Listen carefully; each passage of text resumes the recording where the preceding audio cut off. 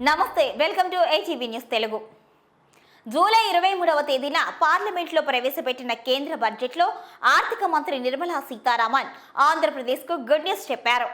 రాష్ట్రానికి 15,000 కోట్ల భారీ సాయం ప్రకటించారు. అమరావతి రాజధానితో పాటు పోలవరం ఇతర ప్రాజెక్టులను పూర్తి చేసేందుకు ప్రణాళిక ప్రకటించారు. ఆంధ్రప్రదేశ్ను వెనుకబడిన జార్ఖండ్తో సమానంగా ప్రత్యేక సదుపాయాలు కల్పిస్తాము అని నిర్మలా సీతారామన్ హామీ ఇచ్చారు. దీంతో చాలా కాలం తరువాత కేంద్ర బడ్జెట్లో ఏపీకి ప్రాధాన్యం దక్కినట్లయింది. అయితే ఈ న్యూస్ తెలిసిన అనంతరం ఆంధ్రప్రదేశ్లోని కూటమి ప్రభుత్వంలో మంత్రులు, సీనియర్లు, పార్టీ కేడర్ అంతా అటు చంద్రబాబును ఇటు జనసేనానికి శుభాకాంక్షలు తెలియజేస్తున్నారు. ఈ క్రమంలో చంద్రబాబు కంటే ఎక్కువగా పవన్ కళ్యాణ్కి ప్రశంసలు కురిపిస్తున్నారు నెటిజన్లు. ఈ ఏడాది జరిగిన ఆంధ్రప్రదేశ్ అసెంబ్లీ, లోక్సభ ఎన్నికల్లో టీడీపీ, బీజేపీ, జనసేన కూటమి విజయం సాధించడం వెనుక పవన్ కళ్యాణ్ కష్టం ఎంతో ఉంది. ఎవరు అవునన్నా కాదన్నా ఇది నిజమంటున్నారు సీనియర్ నాయకులు, జనసేన కార్యకర్తలు, అలాగే సోషల్ మీడియాలో యాక్టివ్గా ఉండే నెటిజన్లు కూడా. పవన్ కళ్యాణ్ లేకుంటే అసలు కూటమి ప్రభుత్వం సెట్ అయ్యేదే కాదు అనేది బహిరంగ రహస్యం.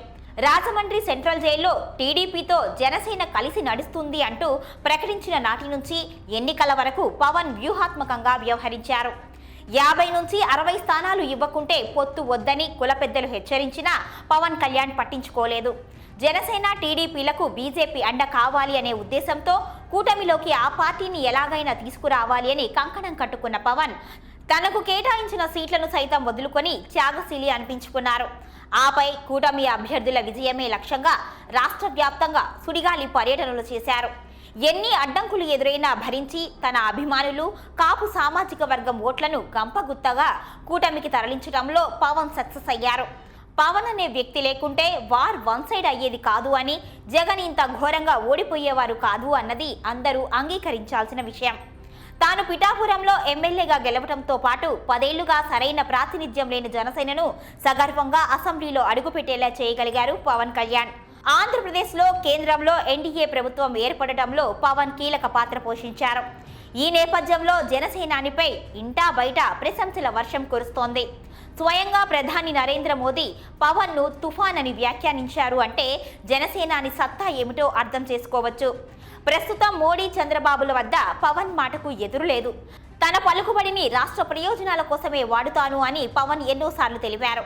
ఇప్పుడు 15,000 కోట్ల కేటాయింపు కూడా పవన్, చంద్రబాబుల కృషి ఫలితమే అని అంటున్నారు రాజకీయ విశ్లేషకులు. గతంలో కేంద్ర బడ్జెట్ను పరిశీలిస్తే ఈ విషయం స్పష్టంగా తెలుస్తోంది.